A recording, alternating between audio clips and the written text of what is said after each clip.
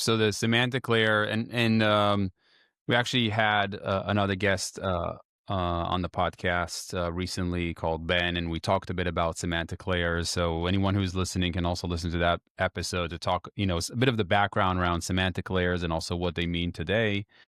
Interestingly, you were talking about a semantic layer around 2021, 2022, before ChatGPT came onto the stage and people were thinking about chat with your data.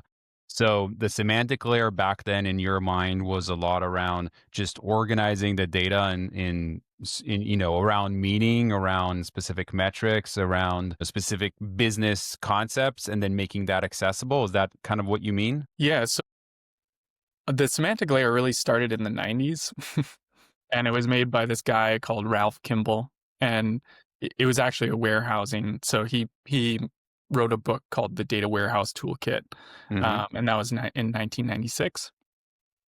And he formalized the idea that business concepts should be modeled once and reused across many things.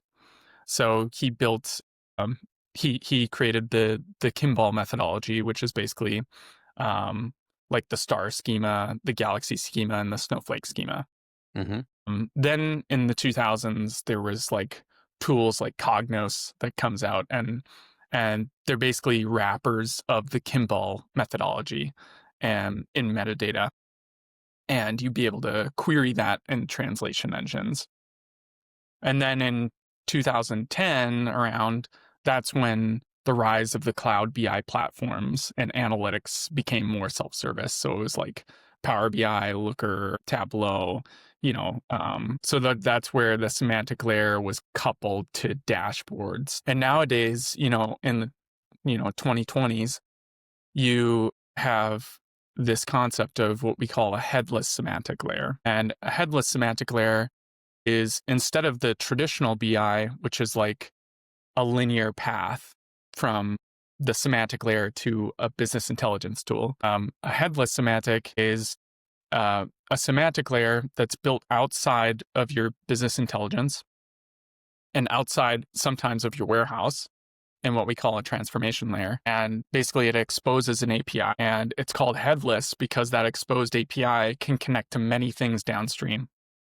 So it could be a business intelligence tool, it could be a notebook, it could be the Gen AI application that you're trying to build, it could be a REST API, it could be reverse ETL back to, Salesforce or something like that. It could be a spreadsheet. So there's many things that the API can connect to.